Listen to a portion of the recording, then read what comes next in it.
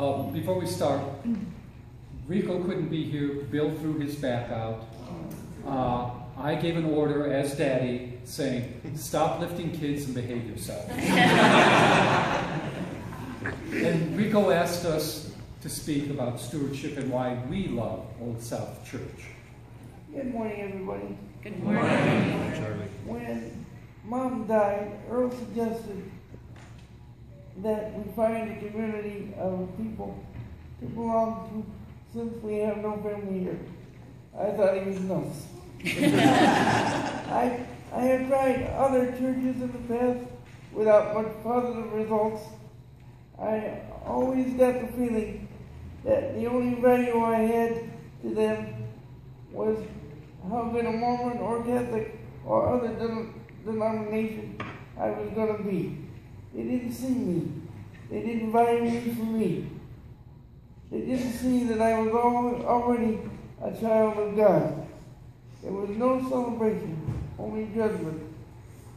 But the worst thing was that the message was one of fear.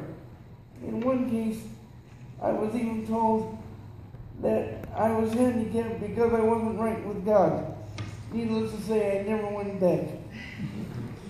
So when Earl said he thought he found a place for us, I was suspicious, but I went. What I found was an amazing group of people who came from a place of love. There was no judgment, only acceptance. There was no dictation of faith, but encouragement to find my own path.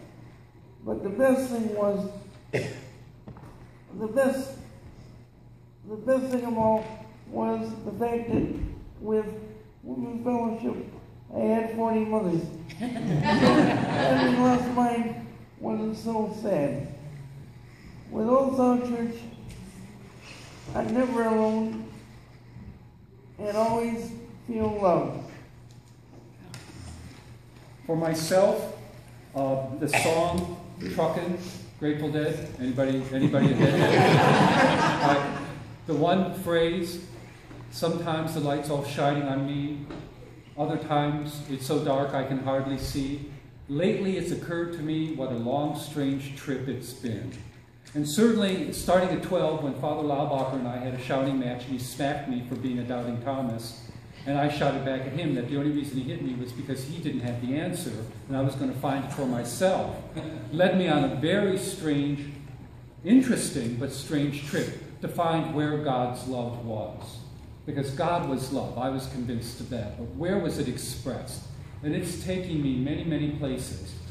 Buddhist temples, retreat centers, ashrams, hospice houses, working with AIDS patients, but always, always, always there was the kindness and love of people who had nothing vested other than to do the right thing.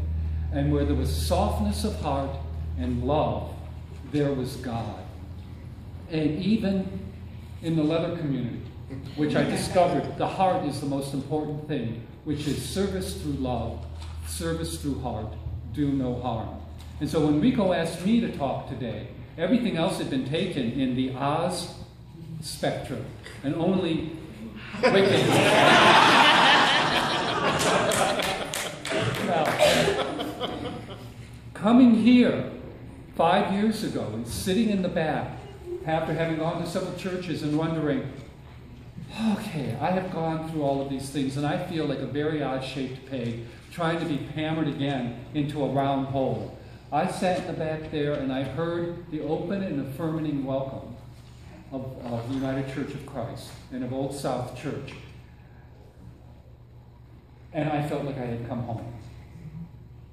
And all of my experiences in all of the different groups and people that I have worked with, I am here to tell you people that there is nothing small that you do in this church.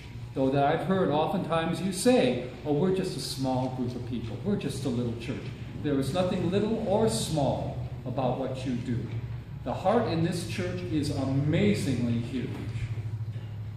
And the work that this church does is awesome. And awesome in the biblical sense of being awestruck. So when I told Charlie that I thought we found a church, and he came, he was ready to join the next week. I was the one who said, well, we need to wait and see. And every week, again, it's proven over and over again the deep love and commitment to service that this church has. And that's why we love Old South Church. Thank you.